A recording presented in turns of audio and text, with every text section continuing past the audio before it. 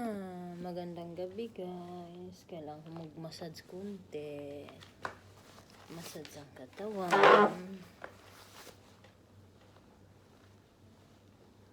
Para mabawasan yung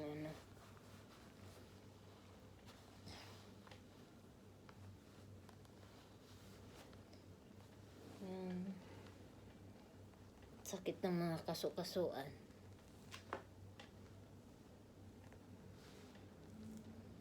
Bago mag-plancha. Mag-plancha ako pero bawasan ko lang yung planchahin. Yung plant ko guys na punsincha. Thank you Lord at buhay pa. Sana mamulaklak siya sa December. Isang taon na yan sa December.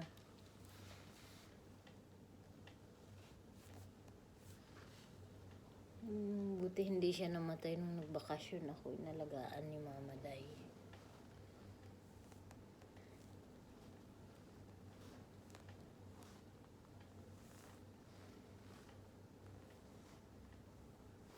Yung binti ko na nangangalay kasi nga maghapong ikot ng ikot, magawa ng tayo.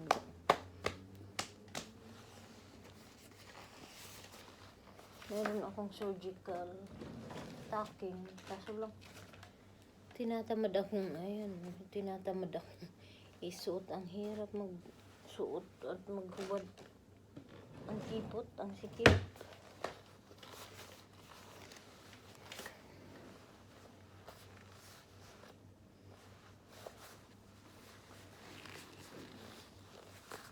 Massage lang ako konti na bawasan yung tsaka habang nagmamasad sa ulo, sa balikat, i-massage ko konti itong binti ko para mag-circulate yung blood. Kaya naoperahan tong binti ko dahil yung barado na yung mga ugat sa binti dahil sa varicose vein. Delikado daw pala yun pag ang bara sa ugat ay umabot sa ugat sa puso. Magkakaroon ng heart failure, magkaroon ng problema, sakit sa puso. Kaya hanggat maaari tanggalin yung mga bara. Kaya pala dati tuwing madaling araw nagigising ako sa sobrang manhid ng braso ko, ng binti ko, ng daliri ko, na minsan kahit kakagatin ko walang pakiramdam dahil yung pala mga ugat ko barado. Yung dugo hindi siya makasirculate ng maayos dahil sa ang daming namumuong dugo sa ugat na hindi makasirculate yung matinong dugo. Yung binawasan, kaso lang sabi ng doktor, surgeon, hindi nila kayang tanggalin ng isang surgery lang. Mga 2-3 surgery daw, dapat after 6 months. Hindi ko pa tingnan uli 6 na buwan na nakalipas. Yung ko kasi ngayon, yung insurance bumalik sa basic. 1 taon lang pwede pa-surgery pagka basic lang. At saka yung mga CT scan, mga kung anong once a year lang. Limited yung coverage niya. Nakaraang taon kasi yung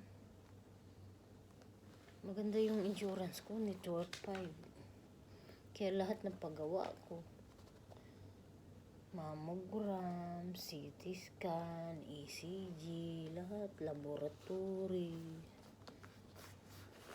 yung operasyon.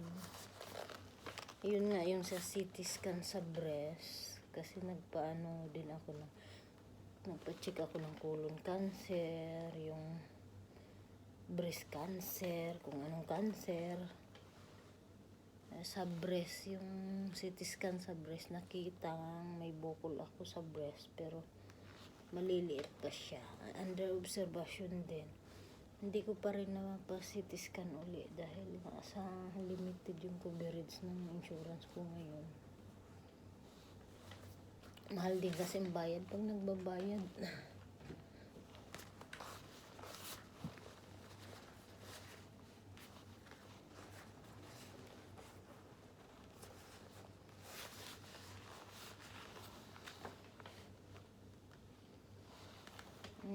Baka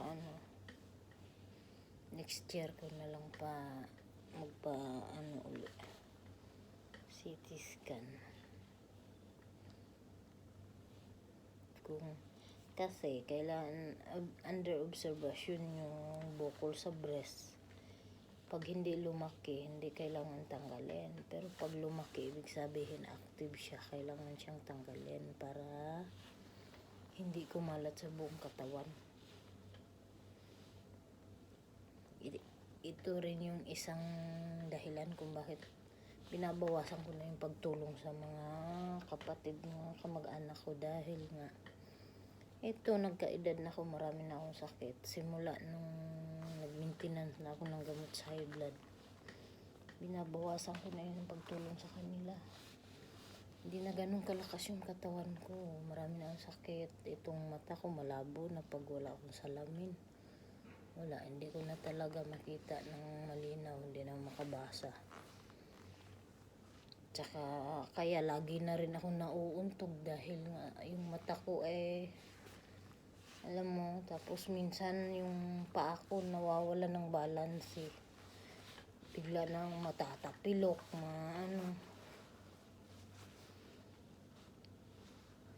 Tsaka ito, yung mga ugat, may mga barabar na buong buhay ko ngayong taon lang ako nakaranas ng operasyon at nakabitan ng swero. Nung medyo bata pa ako, lakas ng katawan ko, hindi ko naranasang matusukan ng karayom na kung ma-admit sa hospital, puro ubo-sipon lang at normal na tigdas, bulutong, lagnat, yun lang. Pero yung mga sakit na malala, bata pa ko, sinubsob ko yung katawan ko sa trabaho. Ngayon, sinisingil ako ng katawan ko.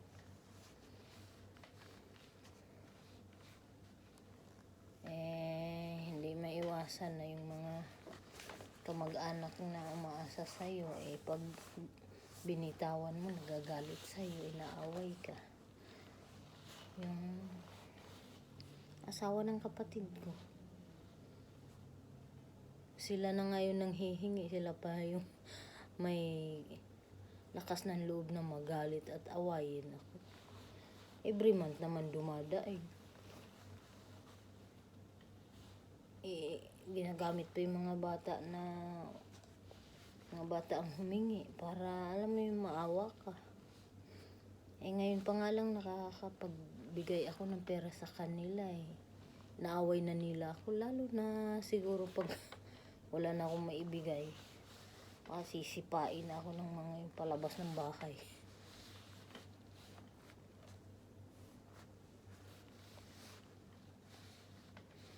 Kaya talagang kailangan ko talaga mag-ipon para sa pagtanda at hindi forever ang pagiging OFW.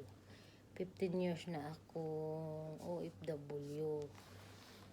Pero kung bibilangin ko mula nang nag-umpisa ako mamasukan, 13 years old lang ako nag-umpisang mamasukan. Dahil sa matinding kahirapan at dahil na rin hindi naman maganda yung naging buhay ko sa loob ng aming tahanan. Bata pa lang ako, sinikap ko ng maagang matutong magtrabaho para makaalis sa puder ng nanay ko.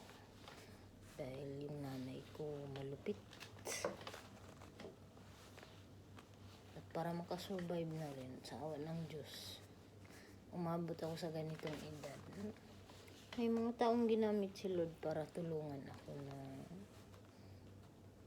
yung ibang tao nagparamdam sa akin ng pagpapahalaga, malasakit, na yun yung hinahanap ko sa loob ng pamilya namin, na hindi ko na sa sariling pamilya. ibang tao ang nagpaparamdam sa akin. At karamihan yung mga taong tumulong sa akin at karamihan sa kanila wala na dito sa mundo. Pero nananatili sila sa puso at isip ko. Dahil sa kanila naramdaman kong mahalaga pa rin pala ako at marami pa rin palang taong nagmamahal at nagpapahalaga sa akin. And thank you Lord dahil kahit maliit pa lang ako umalis sa amin, hindi ako napahamak, hindi ako pinapabayaan ni Lord. Kaya bilang pasasalamat kay Lord, ngayon sinisikap kong makapaglingkod sa church. Sa ganung paraan man lang makapagpasalamat ako sa Diyos na sa lahat ng kabutihang nagawa niya sa buhay ko.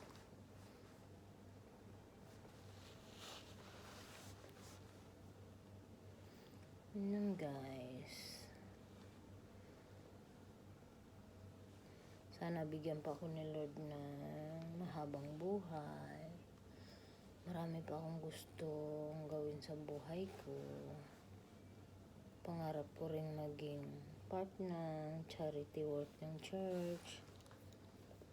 Sana i-bless ako ni Lord para maibahagi ko rin yung blessing ngayon sa mga taong mas nangangailangan at yung karapat dapat naman tulungan.